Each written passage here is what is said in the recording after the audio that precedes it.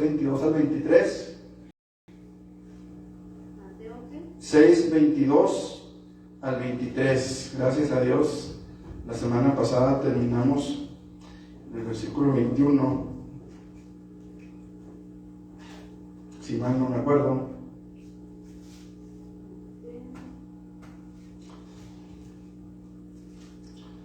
¿Sí se acuerdan de lo que vimos la semana pasada? ¿Algo de lo que habíamos visto?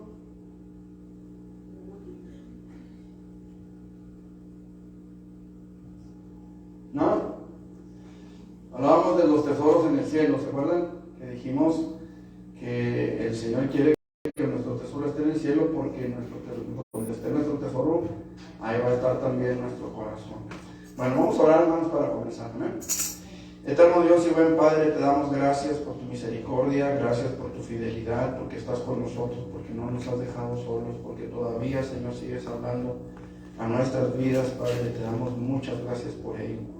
Padre, en el nombre de Jesús queremos suplicarte, Señor, que tu Espíritu Santo descienda sobre nosotros, sobre cada uno de nosotros, Señor, y que hables a nuestra vida, que hables a nuestro corazón, que seamos edificados, Señor, que quites todo lo que estorba, Señor, en este momento, para que nuestro corazón esté dispuesto y enseñable, Señor, por tu palabra, por tu Espíritu Santo, a nuestras vidas, Dios, en el nombre de Jesús. Háblanos, Señor.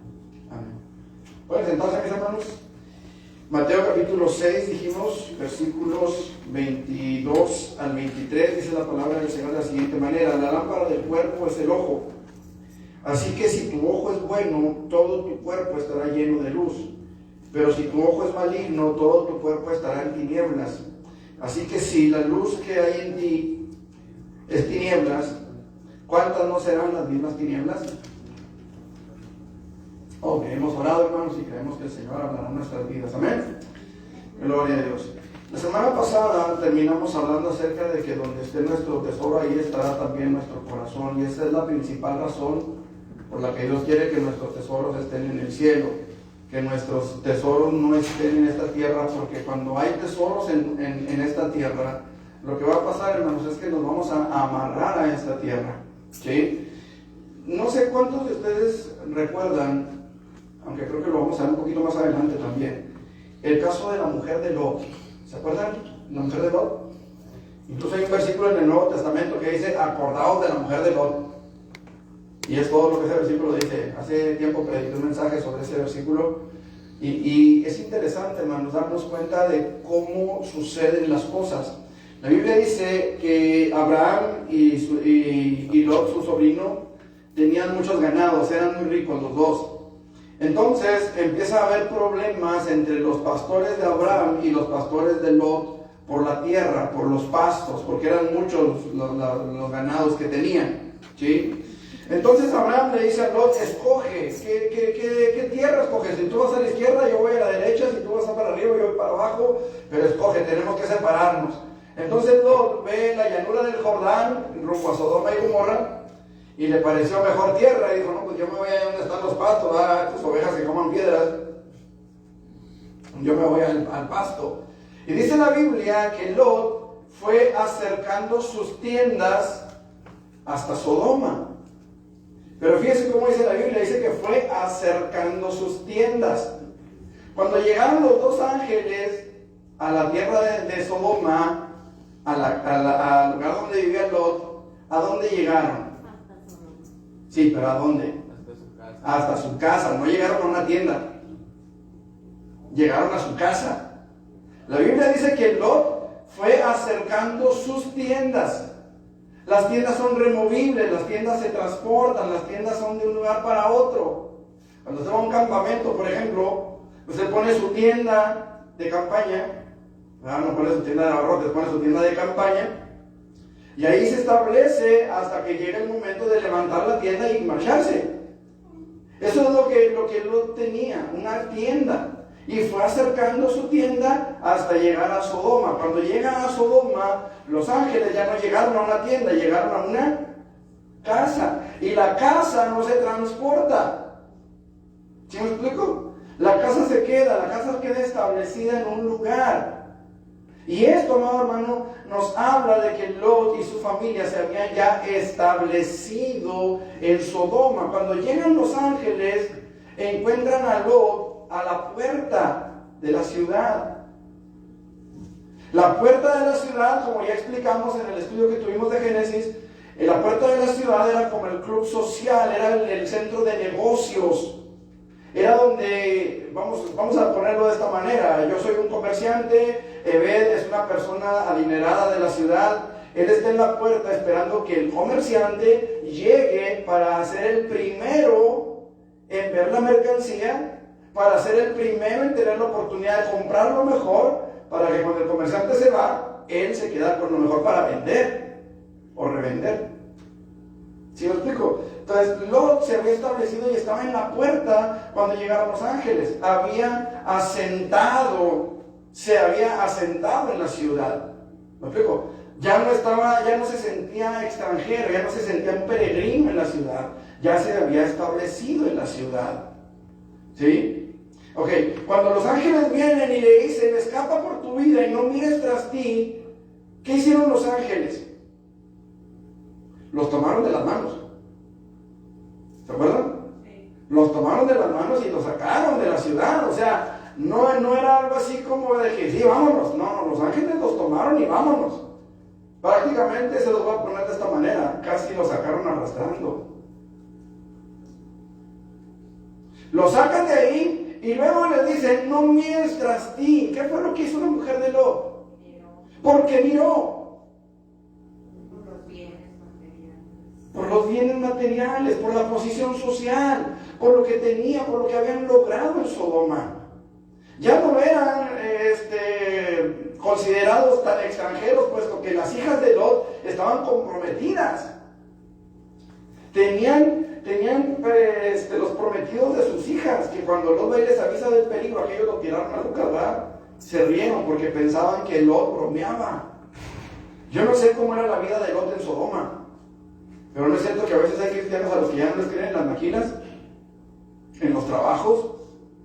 No es cierto que ya hay cristianos a los que, Así estaba quizá la situación con, no sé, yo no vivía ahí, no era mi vecino.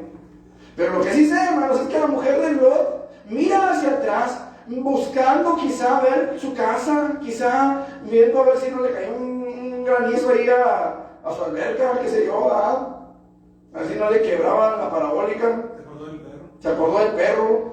No sé, pero lo que sí sabemos, hermanos, es que la mujer de Lot tenía raíces en ese lugar. Yo no sé si Lot se casó allí en Sodoma. Yo no sé si Lot ya venía con su esposa. No lo sé. La Biblia no me lo dice. La Biblia me dice que Lot venía con Abraham. Y que Lot era muy rico. Y que Lot se separó de su tío por razón del pasto. Eso sí nos lo dice la palabra. No nos dice si su mujer era de Sodoma. A lo mejor sí. A lo mejor dejó a su familia. A lo mejor dejó a su mamá. A lo mejor dejó a sus hermanos, a sus tíos, a sus primos, qué sé yo. Pero algo había en ella que la hizo mirar hacia atrás. Y la historia todos la sabemos. Amén. Esto como repaso, hermanos, de lo que vimos la semana pasada. Aunque la semana pasada no hablamos de la mujer de Lot, pero creo que era pertinente que lo viéramos. Ahora bien, nuestro enfoque de la vida, hermanos, determina la manera en la que caminamos por ella diariamente. Si queremos ser poderosos, ricos, importantes, pues vamos a ver a otros con ojos de envidia, a los que ya están en ese lugar, a los que ya están en esa posición. Y vamos a tratar de hacer, hermanos, lo que sea para llegar a esos lugares.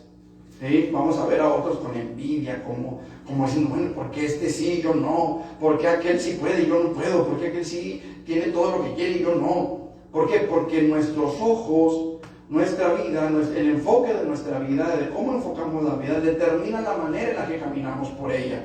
Y dice, estamos hablando, hermanos, de cómo camina el cristiano. Entonces, nosotros tenemos que entender esto. Si nuestro enfoque es el dinero, solo nos va a preocupar nuestra propia ganancia. ¿Qué dice Proverbios 14:12?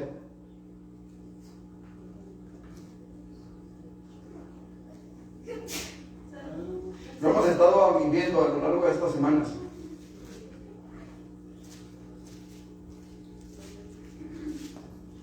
Hay caminos que rompen nuestro enfoque es el dinero, solo nos va a preocupar nuestra propia ganancia. ¿Qué tiene que ver ese versículo con lo que acabo de decir?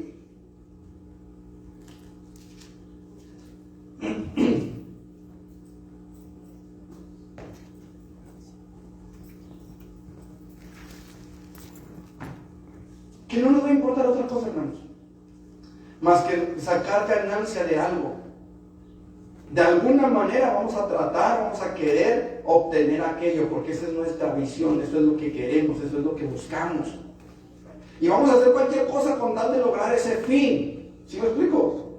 Con tal de lograr ese fin. Mire, nuestra generación, o la generación actual, mejor dicho, que ya ahorita más que generación es una degeneración.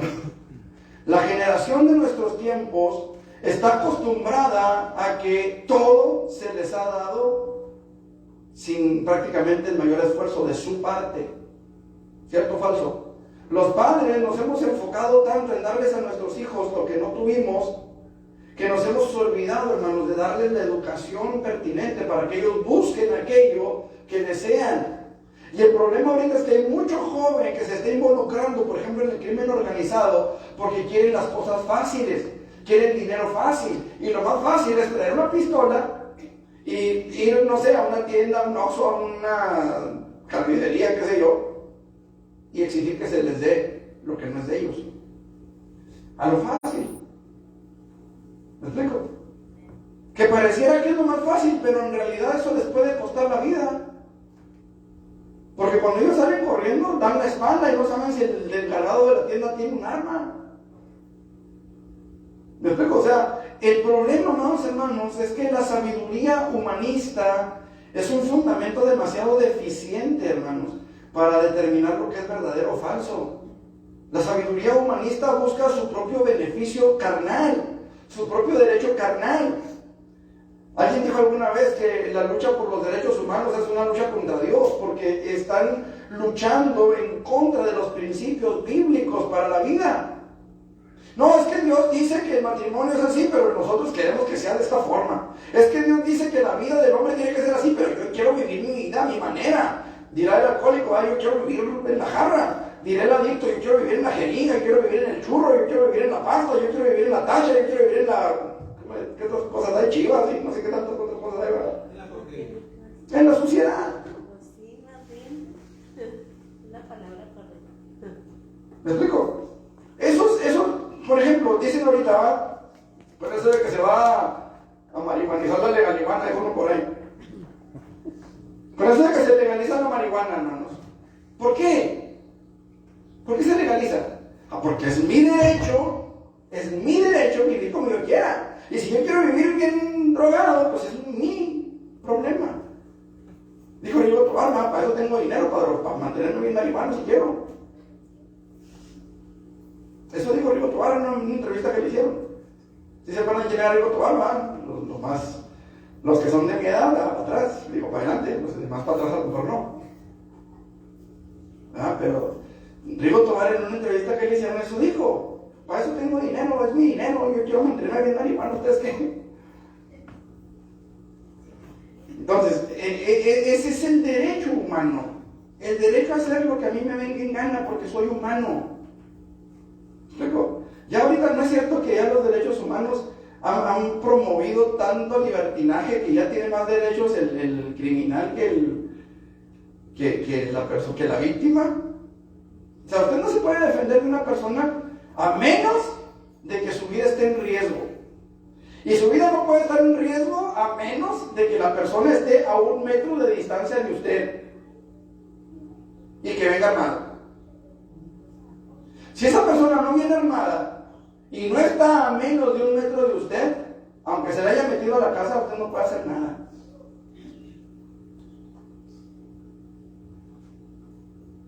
Así se meta a su patio y usted tenga bardeado.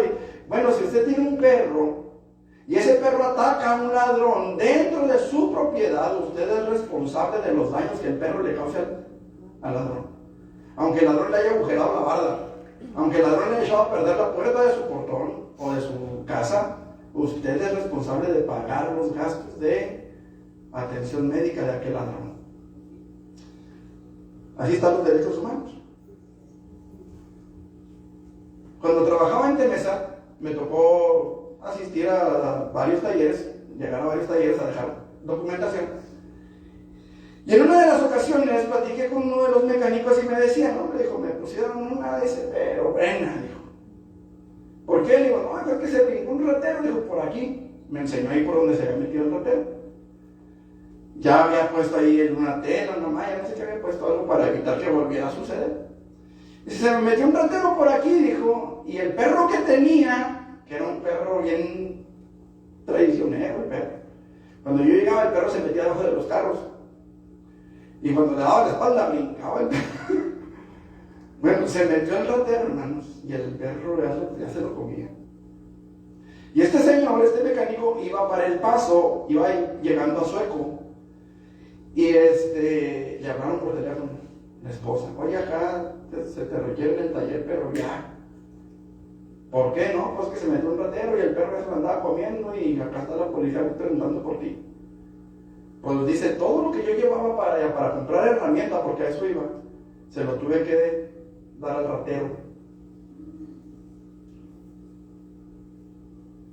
O sea, todo el daño que él hizo aquí para meterse, eso corrió por mi cuenta, yo tuve que arreglar eso. Y aparte tuve que pagarle al ratero por las mordidas del perro. Y aparte tuve que dormir al perro. Acá en el trabajo hay un dicho que dice, sale más barato muerto que vivo. Sí.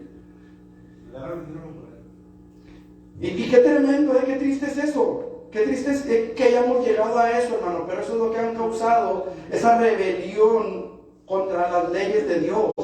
Porque eso es lo que es, hermanos. Esa búsqueda de los supuestos derechos humanos. Y digo supuestos, hermano, porque, repito, tiene más derechos el criminal que uno. Pero eso se llama, hermano, rebelión contra Dios. Nuestra lógica humana está demasiado deficiente, está demasiado dañada por el pecado para poder determinar qué es bueno y qué es malo. Necesitamos irnos a lo que verdaderamente es el fundamento de la verdad. ¿Por qué cambian tanto, hermano, la Constitución? ¿Por qué le hacen tantas modificaciones a la Constitución? ¿Sí sabe que en la Constitución constantemente se le están haciendo cambios? Constantemente se hacen reformas a la ley. Y que reforma la ley penal, y que reforma la ley agrícola, y que reforma la ley civil, y que reforma la ley judicial, y que reforma esta ley, y que reforma aquella. ¿Sabe por qué? Porque el ser humano no se puede ajustar a esa constitución y ajustar la constitución a la conducta del ser humano. Por eso es que se odia tanto la Biblia, porque la Biblia no la podemos ajustar a nuestros parámetros, tenemos que ajustar nuestra vida a la Biblia. Para que podamos tener una verdadera visión de la realidad, para que podamos tener una verdadera visión de las cosas a nuestro alrededor, tal como deben ser. La única fuente infalible para determinar cuál es la senda derecha en la vida del cristiano o en la vida del ser humano en general es la revelación escrita de Dios. Por eso el mundo aborrece esta palabra, porque no la pueden acoplar a su estilo de vida. Porque la palabra de Dios dice, los borrachos no heredarán el reino de los cielos. Pero la ley dice, puedes tomar, siempre y cuando no manejes. ¿Me explico? La ley moral de Dios, hermanos, es inquebrantable. Pero la ley del hombre se puede modificar a como el hombre quiera, porque es del hombre. Y eso es lo que estamos viendo en nuestras constituciones, hermanos. El camino humano tiene en sí la semilla de la muerte, Proverbios 16:25. Hay camino que al hombre le parece derecho, pero su fin son caminos de muerte. Por el contrario, el camino de Dios nos conduce a la vida eterna. ¿Qué dice Juan capítulo 14, del 1 al 6? ¿Qué dice? Juan 14, del 1 al 6. No se turbe vuestro corazón, ni tenga miedo. ¿Creéis en Dios? Creed también en mí. En la casa de mi Padre muchas moradas hay. Voy pues a preparar lugar para que donde yo estoy, ustedes también estén. Y saben el lugar y conocen el camino. Y por ahí le preguntaron, Señor, no sabemos ni a dónde vas, ¿cómo vamos a hacer el camino? Y Jesús les dice, yo soy el camino, la verdad y la vida. Y absolutamente nadie viene al Padre si no es por mí. Así sea el Papa, así sea, ¿quién les gusta?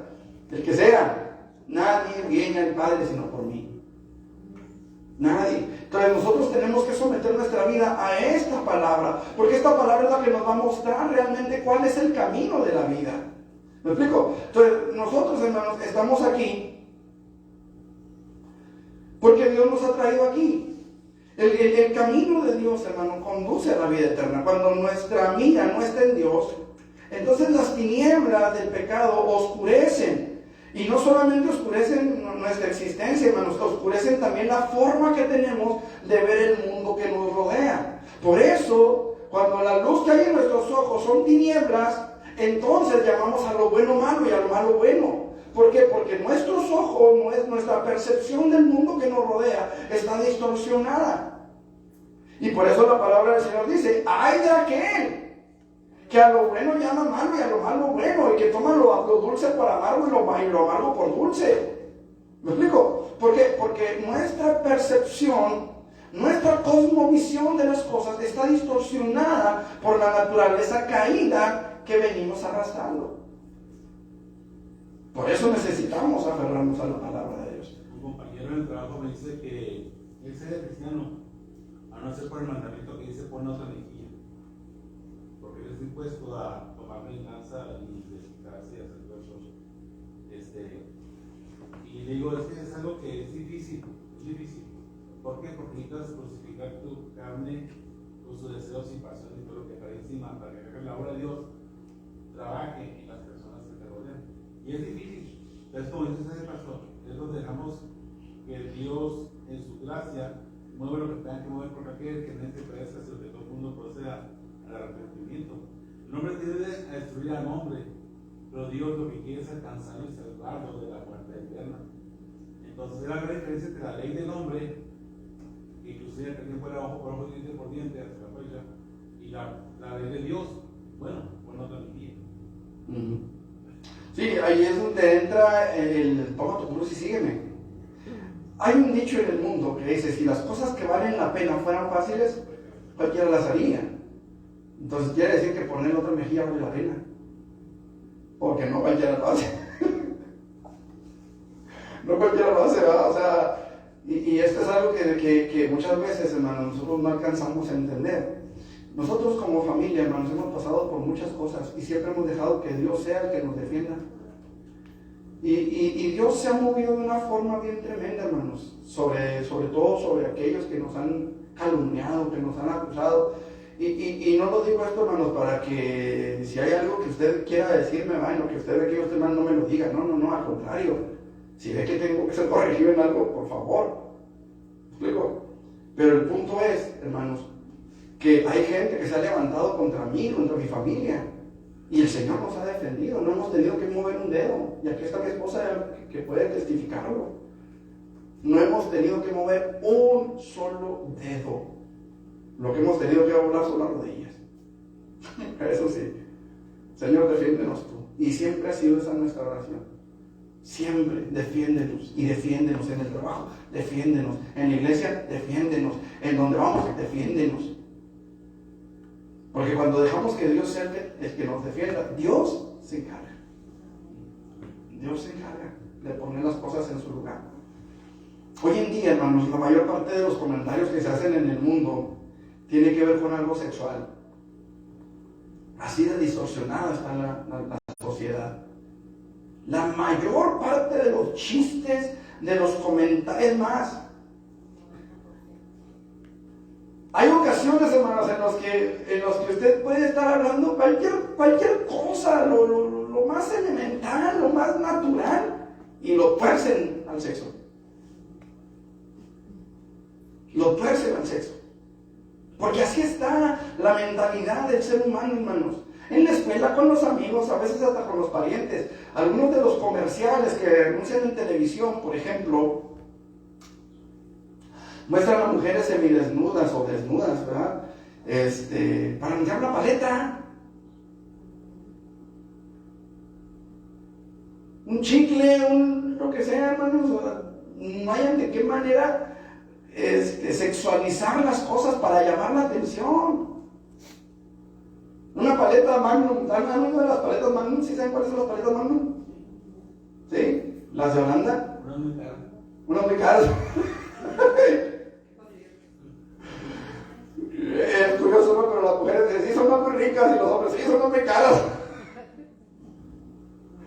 Ok, tienen un simbolito que es como como un corazón. ¿Sí? Hace tiempo salió en una revista un artículo sobre esos símbolos. Esos corazones simbolizan que esa empresa respalda lo que es la pedofilia.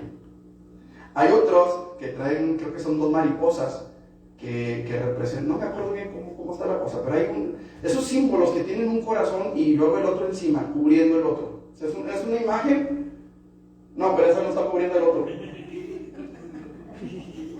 Esa no está cubriendo el otro, claro. Es muy diferente este al de Holanda. Hay otro que es una flor y hay, bueno, me parece que son unas mariposas y no me acuerdo cuál es la otra, son varios. Pero dependiendo de la imagen que sea, significa que es pedofilia, que es hombre con hombre, que es mujer con mujer. Dependiendo del símbolo, hay varios. Usted lo puede investigar y lo va a encontrar. Ahora, ¿cuál es el punto? El punto es que cuando anuncian esas paletas, no sé si todavía, ¿verdad? Pero hace algunos años me tocó a mí llegar a ver esos comerciales y al final decían tan sabrosa o tan rica o tan deliciosa que pensarás que es pecado. O sea, para ellos, para quienes anuncian este tipo de productos, el pecado es dulce, es suave, es delicioso, es apetecible. ¿Sí? Hay un anuncio de un refresco también que dicen, cae en la tentación. O sea, anuncian las cosas de tal manera, de tal forma, que hacen ver el pecado como algo agradable, como algo gratificante. ¿Me explico? Y no dejan ver, hermanos, realmente no dejan ver las consecuencias que el pecado trae. ¿Saben por qué ya no anuncian, hermanos, las bebidas alcohólicas o los cigarros, por ejemplo? ¿Qué bebidas alcohólicas que todavía se anuncian?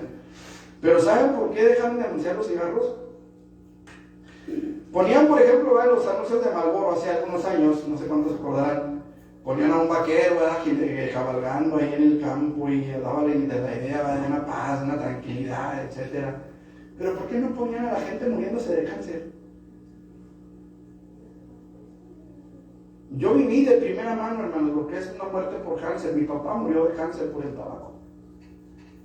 Y es una muerte muy triste. Hay quien dirá, pues ya no me voy a morir. Sí, pues cómprate una pistola y date un balazo. ¿Por qué? Porque el cigarro te va a matar muy lentamente. Hay 16 enfermedades provocadas por el cigarro, de las cuales la menos peor es el cáncer. Y pregúntele a cualquier médico, yo tuve que hacer una investigación para la escuela bíblica cuando estaba ahí. Hay desde perforación del intestino, perforación de los labios, en fin, el cigarro, hermanos, trae un montón de cosas que para qué le cuento. Y eso nos lo anuncian. No ponen a las familias muertas de hambre mientras el alcohólico está en la cantina. Eso no lo anuncian. No anuncian, no lo ponen en primer cuadro, no ponen al alcohólico que se queda tirado allá en la esquina, orinado y todo sucio, recargado en un poste. Eso no lo ponen. No, lo que anuncian, ¿verdad? Es un hombre que va, no sé, a un lugar donde hay mujeres muy bonitas, ¿verdad? Y le dicen, nadie prepara los cócteles como tú. ¿Se acuerdan? ¿Quién es el actor que salía ahí, Héctor Bonilla? ¿No se acuerdan? De los cócteles de Daiquiri. Sí, yo sé. Como usted también, me veo más viejo que ustedes. La memoria no es la que se sabe la Biblia. Ok, entonces, ese es el asunto, hermanos, la visión distorsionada que venimos arrastrando por generaciones y generaciones. Por eso nosotros necesitamos entender, hermanos, que necesitamos al Señor dándonos luz para el camino. Lámpara es a mis pies tu palabra, dijo el salmista, y lumbrera a mi camino. Cuando nosotros no tenemos la luz de la palabra en nosotros, entonces nuestro camino, por mucho que a nosotros nos parezca agradable, bueno, no sé, santo, sin la luz de la palabra, esa luz que nosotros pensamos tener se convertirá en tinieblas. Hay algo interesante, hermano. Miren, los testigos de Jehová dicen que usted puede leer el Atalaya, puede leer el Despertar, puede leer esas revistas que ellos manejan. No sé si todavía tengan esa misma doctrina, hace años la tenían. Y usted puede leer la Biblia y va a tener luz. Pero si usted no lee el Atalaya, el Despertar y esas revistas, aunque lea la Biblia, su luz no va a ser luz, va a ser tinieblas. Así de distorsionada, hermanos, está la naturaleza humana. Jesús nos enseña otro camino diferente, hermanos. El creyente debe poner su enfoque en el ejemplo de Jesús. Cuando nuestros ojos se topan con la luz de Cristo, nuestra vida cambia. ¿No es cierto que nuestra vida cambió? Cuando de veras pusimos nuestros ojos en Jesús, nuestra visión del mundo que nos rodea cambió drásticamente. Drásticamente. Entonces nos dimos cuenta de que esas palabras que decíamos no eran tan agradables como pensábamos. Es más, hace tiempo les dije a los hermanos allá en Urbi, les decía, ¿usted sabe lo que quiere decir cada palabrota que se dice allá afuera? Hay una palabra que usan mucho allá afuera, que significa camote con dulce, y la gente lo dice como algo ofensivo. Hay otra que significa cocinero o ayudante de cocina, y la gente lo dice como si nada. Y pásame ese ayudante de cocina martillo. O sea, hablamos totalmente sin sentido porque ni siquiera conocemos la lengua que hablamos. Y todo lo distorsionamos. ¿Me explico? Todo se distorsiona. ¿Por qué? Porque nuestra mente, nuestros ojos no tienen la luz del Evangelio. O sea, hablamos, perdónenme lo que voy a decir, pero hablamos tontería y media, porque no sabemos ni siquiera el lenguaje que hablamos, porque todo lo distorsionamos. Entonces es importante, hermano, que nosotros entendamos, siguiendo la voluntad de Dios, encontramos la luz que hace falta a nuestras vidas, porque Jesús dice de sí mismo, el que me sigue no andará en tinieblas, sino que tendrá la luz de la vida. ¿Qué es Juan 8:12 lo que dice eso? Esto se debe a que Jesucristo mismo, hermanos, es la luz verdadera. Juan capítulo 1, versículo 9 dice, aquella luz verdadera venía a este mundo. O sea, Jesús es la luz verdadera, hermanos. Él es la luz que alumbra nuestro camino. Él es la luz que nos va a evitar el tropiezo, la caída. Porque, como ven en las caídas a veces, hermanos. Él es quien quita la oscuridad y la mentira del pecado, hermanos. Él alumbra nuestras vidas, hermanos, para que podamos caminar por una senda recta hacia Dios. Perdón. Todos los que siguen a Jesucristo, hermanos, son librados de la oscuridad del pecado, del mundo y de Satanás. Sin embargo, aquí dice Jesús, el que me sigue no andará en tinieblas. Vamos al Evangelio de Juan, capítulo 8.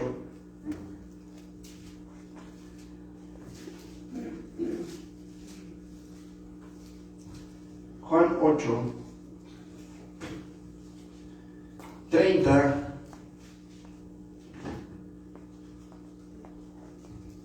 en adelante, dice, hablando él estas cosas, muchos creyeron en él. Dijo entonces Jesús a los judíos que habían creído en él, si vosotros permaneciereis en mi palabra, seréis verdaderamente mis discípulos, y conoceréis la verdad, y la verdad os hará libres. Le respondieron, el linaje de Abraham somos, y jamás hemos sido esclavos de nadie. ¿Cómo dices tú, seréis libres? Jesús le respondió, de cierto digo, que todo aquel que hace pecado, esclavo es del pecado, y el esclavo no queda en la casa para siempre, el Hijo sí queda para siempre. Así que si el Hijo os libertare, seréis verdaderamente libres. Sé que sois descendientes de Abraham, pero procuráis matarme porque mi palabra no haya cabida en vosotros. Yo hablo lo que he visto cerca del Padre, y vosotros hacéis lo que habéis oído cerca de vuestro Padre. Ok, versículo 31. Dijo entonces Jesús a los judíos que habían creído en él, si vosotros permaneciereis en mi palabra, seréis verdaderamente mis discípulos. Aquí la cosa, hermanos, es que el que me sigue, o el que permaneciere, dice ahí, ¿verdad? Dice, seréis verdaderamente mis discípulos. Aquí quiere decir, hermanos, el que persevera, el que continúa siguiéndome, el que no me sigue 3 días y después ya no, el que me sigue 1 mes, 1 año, 20 años, 50 años y después ya no. Aquí es el que continúa siguiéndome. ¿Expliqué? Parece un pleonasmo, ¿no? El que sigue siguiendo. Pero es un verbo continuo, es un presente continuo. Hay que seguir, hay que seguir, hay que seguir. Dice la palabra, al que toca, al que llama, se le abre. Al que pide, recibe, y el que busca, halla. Pero son participios, hermanos, son verbos que están en un presente continuo. ¿Qué quiere decir esto? Que sigue tocando, que sigue clamando, que sigue buscando. ¿Me explico? Es lo mismo con el caminar cristiano, hermano. No podemos comenzar a caminar y de pronto hasta aquí. Tenemos que seguir hasta el fin. Y van a venir muchas cosas, hermano. No va a ser fácil, no va a ser sencillo. Pero tenemos que seguir. Van a venir muchas causas de tropiezo, pero tenemos que brincarlas. Tenemos que seguir adelante. Tenemos que entender una cosa muy importante. Jesús nunca animó a sus discípulos a poner su confianza solo en la fe o las experiencias pasadas. ¿Qué quiere decir eso? Es que hace 20 años hablé lenguas y hoy no. ¿Por qué? O sea, Jesús no nos anima, hermanos, a depositar nuestra fe en cosas que ya pasaron. Él nos anima a buscar, a seguir clamando, a seguir buscando, a seguir llenándonos, a seguir pidiendo de su gracia, a seguirnos llenando de su presencia. ¿Me explico? Él nunca animó a sus discípulos a poner su confianza en la fe o en las cosas que ya pasaron. Imagínense a Tomás, por ejemplo. Tomás, él experimentó algo que ningún otro discípulo experimentó. Él dijo, si no meto mi dedo en el clavo, ahí en el agujero de los clavos, si no meto mi mano en el costado que le atravesó la lanza, no creeré. Ahora, yo no sé si metió el dedo y metió la mano, no sé. La Biblia no dice. Lo que sí dice es que Jesús le dijo, a ver, Tomás, ven, pon tu mano ahí, mete el dedo, pon la mano. Yo no sé si Tomás se atrevió a eso o no. La Biblia no me lo dice. Lo que sí me dice es que Tomás cayó de rodillas y dijo, Señor mío y Dios mío. ¿Quién le quitaba a Tomás eso? O sea, ¿quién le puede decir a Tomás, no, hombre, te engañaron, no era?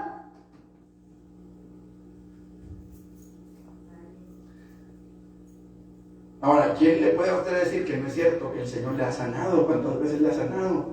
O que el Señor ha obrado en su vida, cuántas veces haya obrado de la manera que Él haya obrado. ¿Quién nos quita la experiencia personal? Nadie. ¿Y sabe qué, hermano? No podemos depender de eso.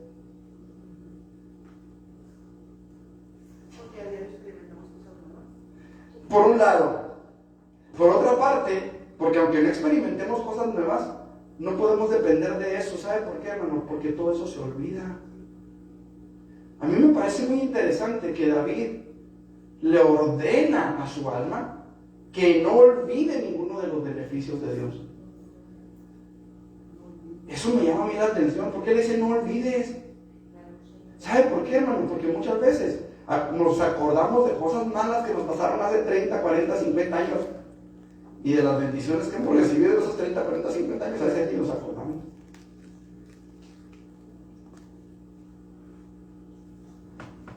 Entonces no podemos vivir de experiencias pasadas. Tenemos que buscarlas nuevas. ¿Sí me está haciendo entender? La única justificación para tener confianza en la salvación es si permaneciereis en mis palabras. O sea, seguir. Los genuinos discípulos de Cristo, hermanos, deben continuar obedeciendo a la palabra de Jesucristo. De modo que el creyente pueda caminar siempre a la luz de la verdad y la vida que nos es revelada en Cristo Jesús. Esa es la luz verdadera. Y es la única manera, hermanos, en la que vamos a poder tener una visión clara de lo que estamos haciendo, de lo que es nuestra vida, de lo que es este mundo y de lo que viene para este mundo. Porque de otra forma, hermano, nuestra visión siempre va a estar distorsionada, opacada. Y dice la palabra de Dios, hermanos, que el que anda en la luz no tropieza, pero el que no anda en la luz.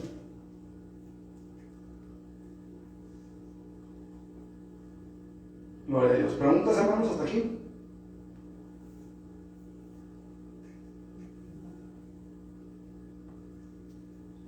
¿No? Bueno, vamos entonces, hermanos, a prepararnos para nuestro culto de esta tarde. Quería comenzar con el siguiente punto, Mateo 6:24, pero bueno, vamos a darle tantito. La idea es que podamos comenzar el culto a la hora que es. Mateo 6:24. Ninguno puede servir a dos señores, porque o aborrecerá al uno y amará al otro, o estimará al uno y menospreciará al otro. No podéis servir a Dios y a las riquezas. Ok, ¿cómo camina el cristiano, hermanos? En este punto vamos a ver lo que es el cristiano y las riquezas. Ya vimos los tesoros en el cielo, ¿sí? Pero ahora vamos a ver cómo ve Dios las riquezas terrenales, o cómo deberíamos nosotros ver las riquezas terrenales. El hombre debe escoger uno de dos caminos: el camino de Jesús o el camino del mundo. Dios siempre va a respetar su decisión. Él va a tratar por todos los medios de hacerle ver la realidad y de hacer que usted tome la decisión correcta, pero al final la decisión es suya. ¿Sí lo explico? Es como cuando, por ejemplo, usted viene, no sé, conmigo como pastor, o va con un psicólogo, o va con un amigo, con un vecino, con un familiar, y le pide opinión sobre alguna decisión que usted tiene que tomar. El pastor, el psicólogo, el vecino, el amigo, el que usted vaya, le va a dar su punto de vista, pero al final quien decide es usted. ¿Sí me explico? Es usted. Hay veces que la gente viene con el pastor, ¿verdad? Que el pastor le solucione la vida. No es el pastor el que le va a solucionar la vida. El pastor le va a dar su punto de vista y va a tratar siempre de que sea conforme a la palabra, conforme a la escritura, porque es el punto de vista que vale, en realidad. Y entonces usted va a tener que valorar lo que el pastor le está diciendo con base a la palabra y tomar una decisión. ¿Me explico? Pero la decisión la toma usted. Para que luego no diga, es que el pastor me dijo, no, la decisión es suya. Yo nomás lo aconsejo y usted sabe lo que hace. ¿Me explico?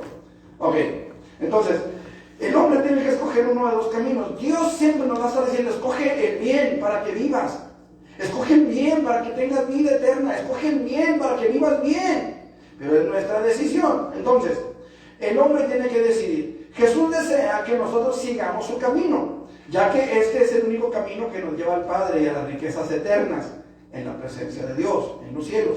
¿Estamos? Juan 14:6, yo soy el camino, la verdad y la vida. Ok, para recibir esas riquezas es necesario que nosotros podamos y queramos caminar por ese camino.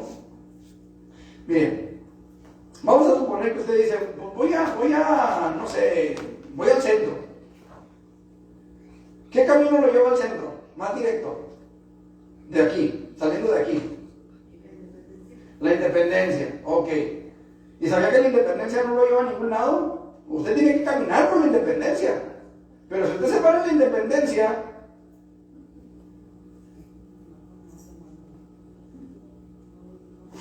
no nos va a llevar a ningún lado, ¿eh? Va a estar como el borrachito que estaba parado ahí junto al poste, ¿eh? Y que llega otro compadre y le dice, ¿qué estás haciendo? Estoy esperando que pase mi casa para meterme. Todavía le da vueltas. Estoy esperando que pase mi casa para meterme. Pues no, o sea, usted tiene que caminar ese camino. Usted tiene que andar ese camino. Entonces, Jesús es el camino, la verdad y la vida, pero nosotros tenemos que tomar la decisión de caminar por ese camino. Hoy mucha gente cree que Jesús murió y resucitó y hasta ahí. Pero no han creído a la palabra de Jesús que dice que tenemos que caminar por el camino y que tenemos que vivir conforme a sus preceptos y estatutos. donde habla sobre los señores, no fue ser los señores. David tenía tanto privilegio de parte de Dios, tanta riqueza, realmente.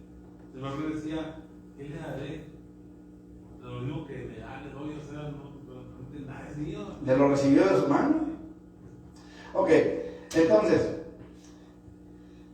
decía, para recibir esas riquezas de Dios es necesario que nosotros podamos y queramos caminar por ese camino que el mismo Señor Jesucristo nos ha abierto a través de sí mismo, y nuestro corazón busca a Dios. ¿Sí? Tenemos que querer y tenemos que hacer. Y es que todo lo que puedas tener es, según también una persona me decía hace muchos años, yo tener eso con la venida de Cristo. ¿Por qué? Cuando me vaya en el rapto, ¿de qué va a ser todo lo que tengo? Estoy preocupado. Hijo, con ese pensamiento no te vas a ir. Pues no. ¿Te vas a quedar? Porque aquí está tu corazón. Es lo que decíamos ahorita, ¿no?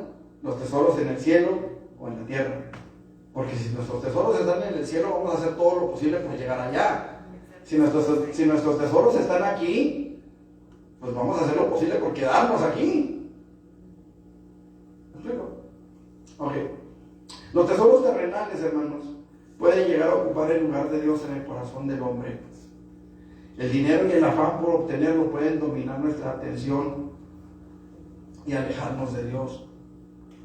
Servir a las riquezas es darle tanto valor al dinero que llegue el momento, hermanos, en el que se cae en uno de 4 cosas o que llega a tener uno de 4 efectos negativos en la vida del hombre. Solamente los voy a mencionar, hermanos, para verlos con detalle la próxima semana. Primer efecto negativo en la vida del hombre por causa del dinero: se pone la confianza y la fe en el dinero. Salmo 49 del 6 al 8. Segundo efecto negativo: se le considera o se le llega a considerar como la máxima seguridad y felicidad. 3. Se espera que garantice el futuro. Y 4. Que se le desee más que a la justicia y al reino de Dios. Este es el peor. Este es el peor, hermano, porque cuando una persona desea la riqueza más que a la justicia y al reino de Dios, no le va a importar la manera. Lo único que le va a importar es lograrlo. Y eso es lo que estamos viendo en nuestros tiempos. Eso es lo que estamos viendo en nuestros días. Muy bien, mis hermanos, vamos a orar para despedirnos de la dominical. A nuestros hermanos que están allá en el teléfono les recordamos que ahorita nos volvemos a conectar a eso de la 1 de la tarde para la meditación en la palabra del Señor. Vamos a orar, hermanos, pónganse sobre sus pies. Eterno Dios y buen Padre, en el nombre de Jesús, una vez más nos acercamos a tu presencia, dándote gracias por tu misericordia, por tu fidelidad y por tu gran amor para con nosotros. Señor, en el nombre de Jesús, en esta mañana queremos rogarte que tu palabra, Señor, quede grabada en nuestro corazón, que tu palabra, Señor, llene nuestras vidas de sabiduría y de entendimiento para que podamos vivir buscando, Señor, constantemente tu presencia en nuestras vidas, Dios.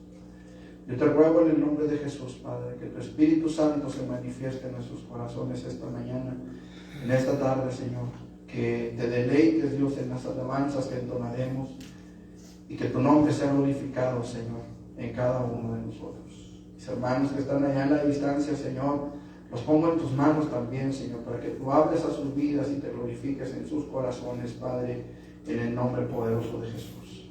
Amén. Amén. Muy bien, mis hermanos, pueden sentarse.